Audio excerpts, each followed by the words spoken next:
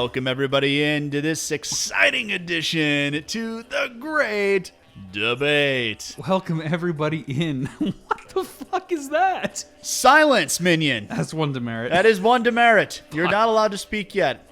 As if this wasn't an uphill battle already. I'm still opening the show, so I command silence. Overseer has spoken. Go Yes. ahead. All right, so everybody, this show we're going to be debating Bond. Who is the best Bond? There has been 6 of them. We're going to be really debating 5 of them, since one has only been in one flick. And we'll talk about that 5th one after we get your judgment. Yeah, we'll get to it. And that's right, you hit the nail on the head. My judgment.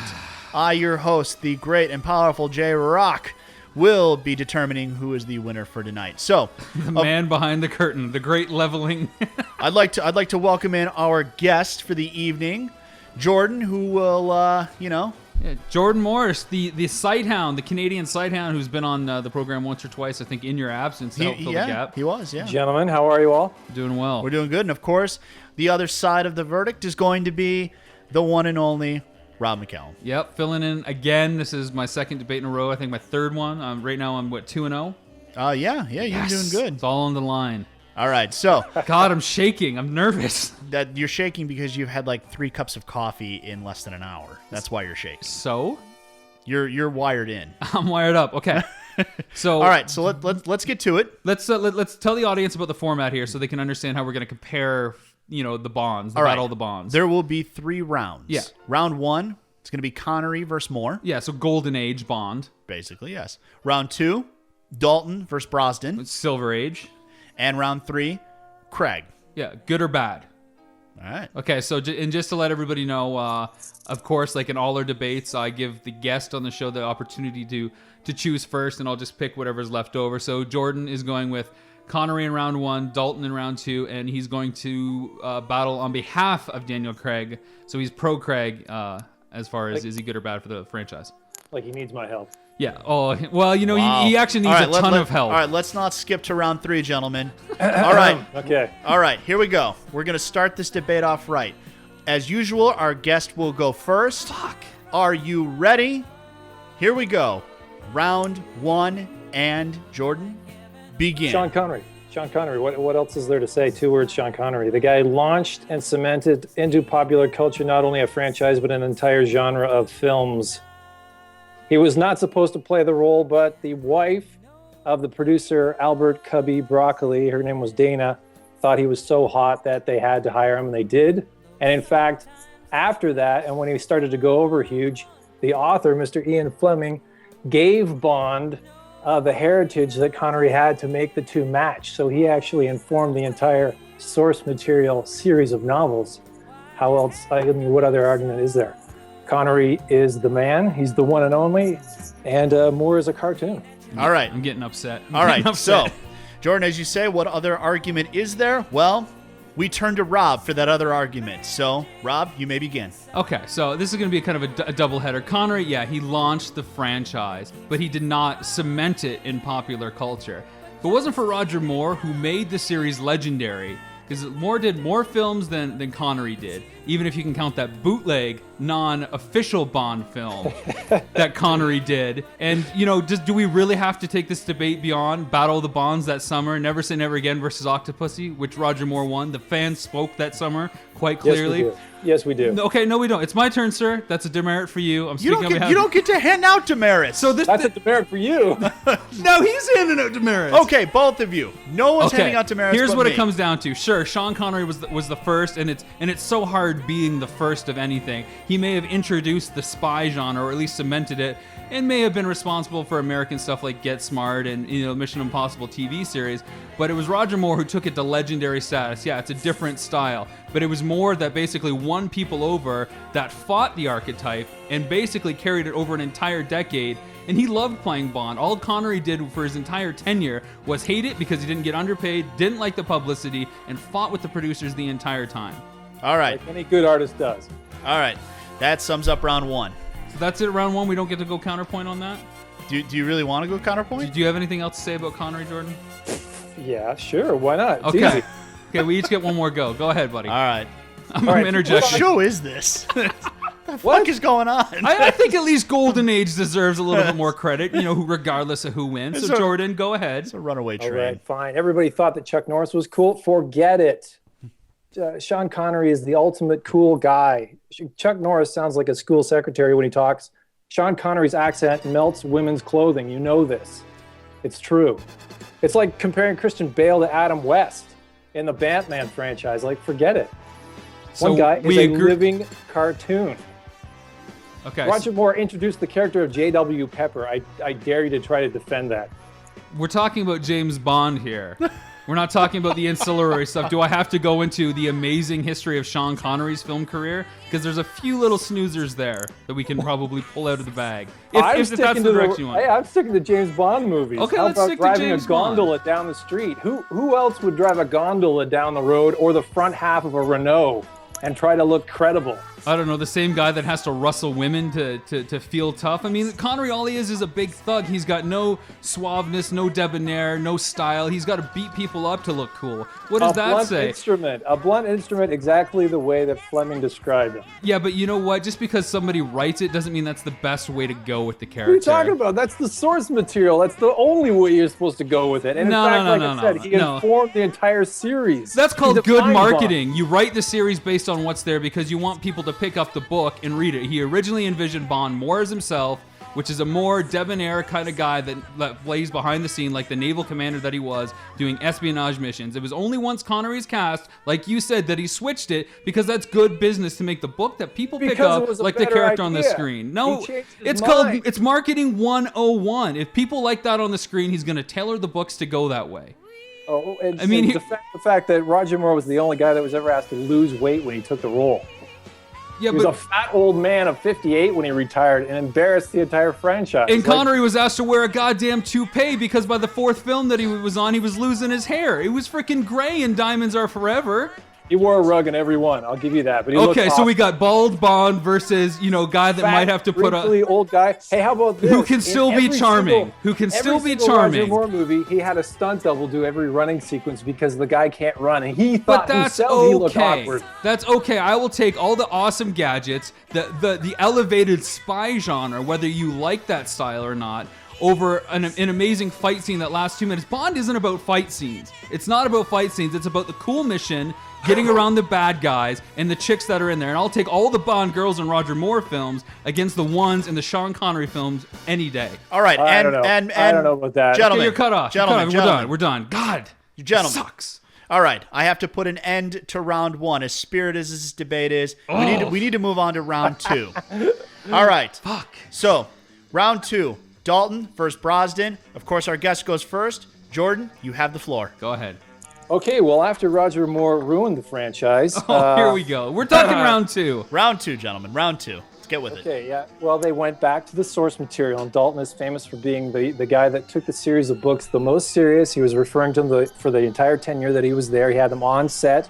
He read them, and they wanted to go back to the dark, brooding man, losing his humanity through his career that was depicted in the novels, and that's what Dalton embraced. His first movie did huge business, beating out the likes of Die Hard and Lethal Weapon at the box office. He reintroduced the Aston Martin. He basically put the franchise back on its rails and made everything that was supposed to be cool about Bond cool once again.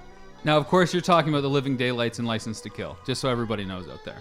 Correct. Now you want to talk about putting a series back on the rails. He kind of did the exact opposite. He came out with The Living Daylights in, I think, 87, which is a little over a year after View to a Kill. And then he did License to Kill in 89. And then the series went fucking nowhere for 6 years. He killed the franchise because nobody liked the Bond that he was. It's not being, again, not everybody likes the blunt instrument. Let's get totally graphic styled violence. It just didn't work because people love the Roger Moore aspect of it.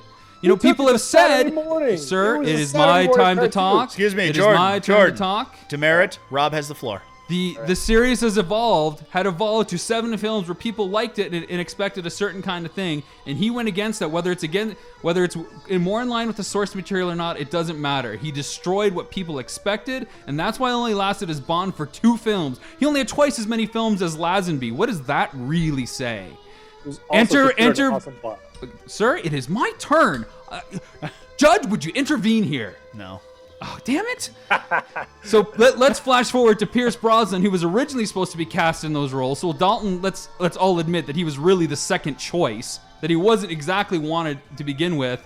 But Brosnan, because of TV conflicts, had to be pushed aside until the time was right. He comes up with GoldenEye, directed by the brilliant Martin Campbell. Excuse me, Jordan. Directed by the brilliant Martin Campbell, who really relaunched it. We get an awesome film, GoldenEye, that not only launched a successful video game franchise that launched first-person shooters across the fucking globe for everybody loves those. Movies, but he reinvigorated the Bond franchise and did 4. And sure, they might be a little bit more in the Roger Moore style, but they're also still hard-hitting and violent. So if you want to say that anything that Dalton brought to the table as far as being dark and brooding and a little bit more graphic, those are all still in the Pierce Brosnan flicks. I mean, you look at the opening 30 minutes of Die Another Day, Bond is getting tortured in a Korean camp, and he's basically left for dead. It's fantastic. It's too bad it didn't end there. Okay, so... All right, Jordan, counterpoint. Hey, that was twice the airtime that I got. Counterpoint, Jordan, go ahead. Counterpoint. Okay, fine. Let's see here. And I won't interrupt you like you interrupted me. You go ahead. And stop whining. I'm trying to talk to you about how Dalton got it back to where it started, to the roots of the franchise. Dalton drove Aston Martins for his entire time on films, both films. Yeah, okay, only 2.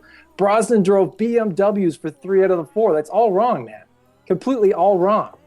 He was Remington Steele. You can't take the guy seriously. He's completely wrong for the part. He was another miscast pretty boy, just like Roger Moore was. And the further he went through the series, the goofier and goofier he got. He was the wrong guy for the job. He was just a pretty boy. They were desperate for a guy to shove in the role. He had an accent. That's about all I can say that he matched up with. And well, here's this. I'm going to hit you where it hurts the most. The one thing that I'm going to say at Timothy Dalton, he played Prickle Pants in Toy Story 3. All right. I don't know what that has to do with this argument, but Rob, counterpoint. Okay, look, Pierce Brosnan... It doesn't matter. Like, you keep bringing this argument where both Connery and Dalton go back to the books, and somehow that makes it better. Let's be honest here. The amount of the population that likes the Bond movies is probably 2% that actually go back and read the books. It doesn't matter what the source material is. For me, as a guy who hasn't read the book, I don't care if he's driving an Aston Martin and if that's good or bad. You know, pandering to ignorance. It doesn't matter. It's what works on the screen for me. If it's a cool BMW car, then that's what I want to see. If it's a cool gadget, whether it's in the book or not, that's what I want to see. If it works on a story level, then that's what matters. Having GoldenEye in that film specifically, where basically 007 has to face off against a former 00 agent, is brilliant. That story is fantastic. The only other time we see other 00 agents is in The Living Daylights, where we see 002 and 009 get killed right at the beginning in the parachuting scene. How about the surfing scene? Which one? The one where Timothy Dalton is surfing down the side of a hill as his parachute kind of falls off and he's forced to play Spider-Man? No, I'm talking about the actual surfing. Okay. Well, Brosnan is what brought it to the next generation, and he was the one that kept the franchise alive. He got enough interest that everybody wanted to participate in Bond after everybody left it for dead, like a fish out of water on a sandy shore of shit. All right, gentlemen, that brings round 2 to a close. Now, round 3. This is a little different. We're going to be talking about Daniel Craig as the new Bond. Good or bad for the franchise? Jordan, you have the floor as the guest.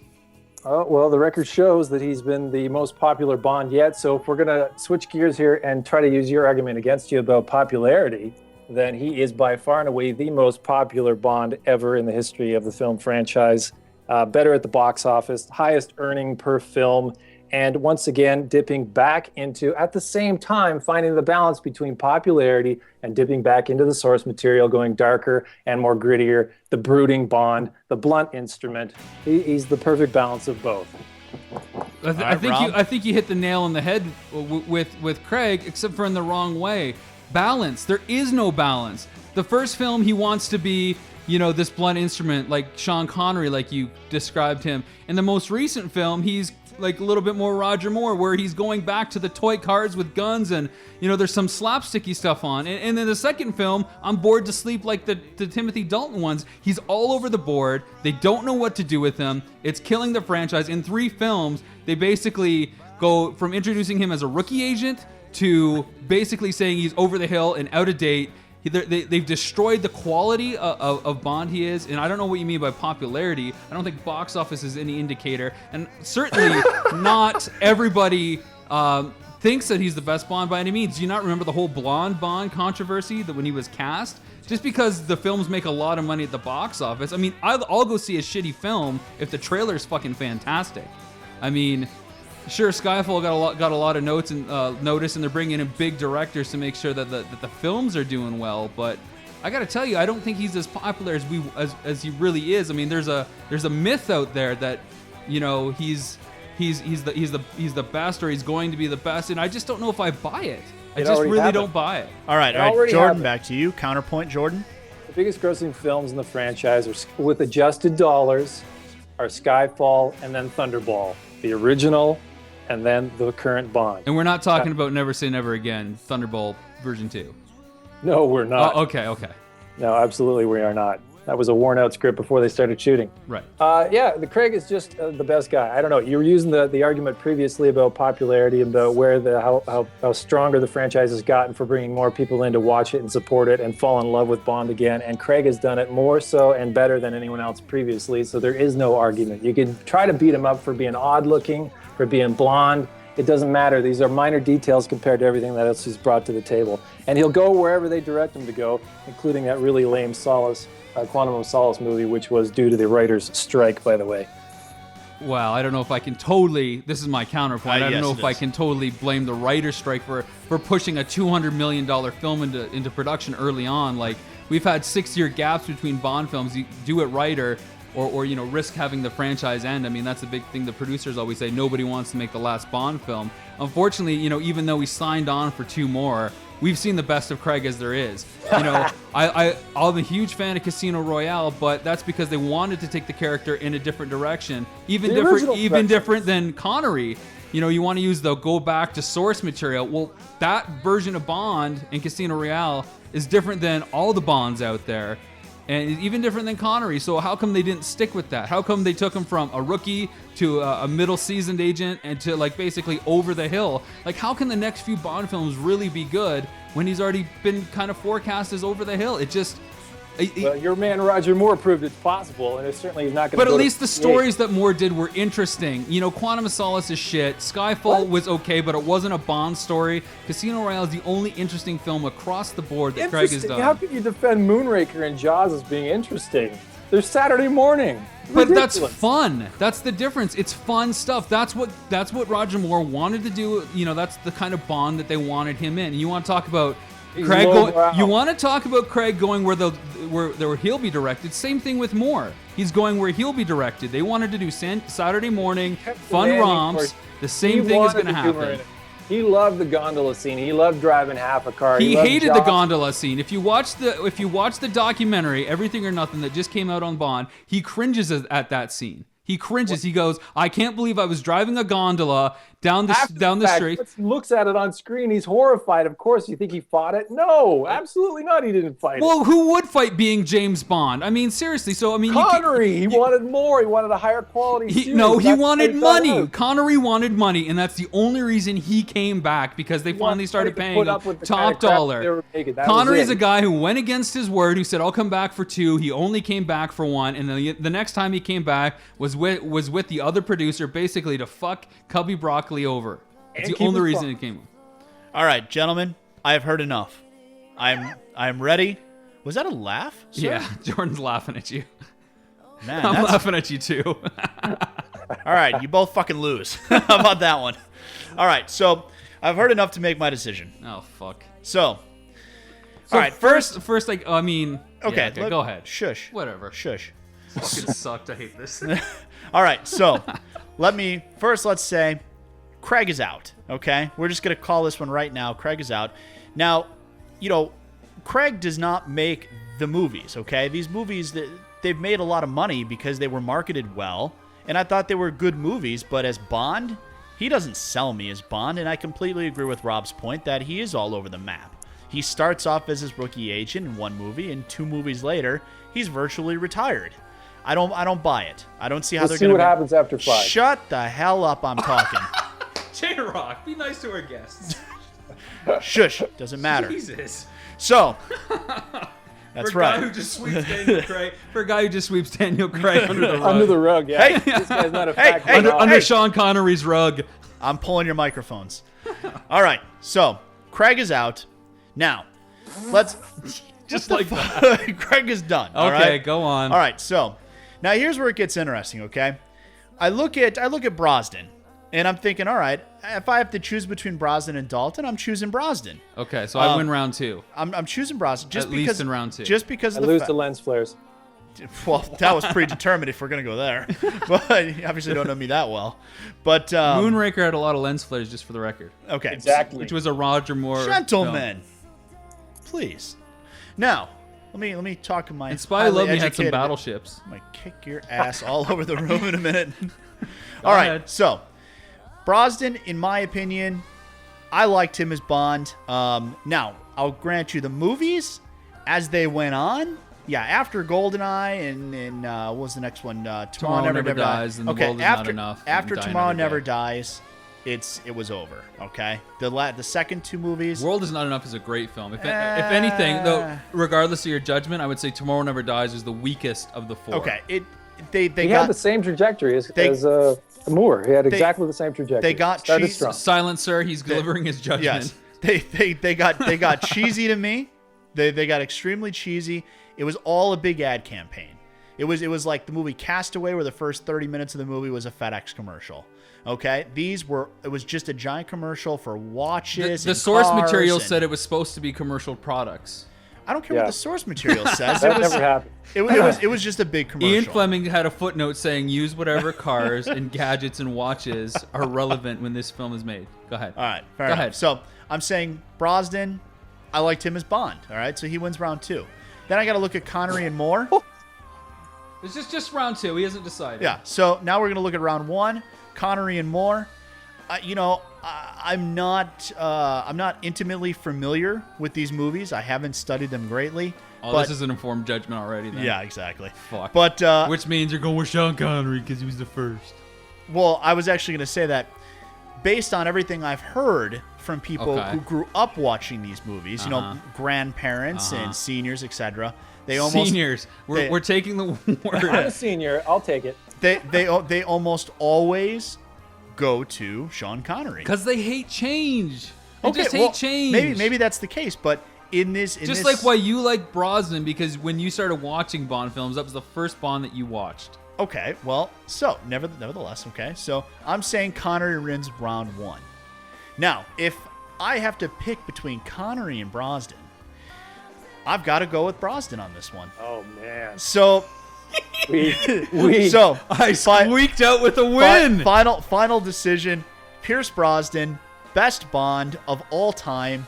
He does win it for the actor playing the character, not the movies. Actor playing the character.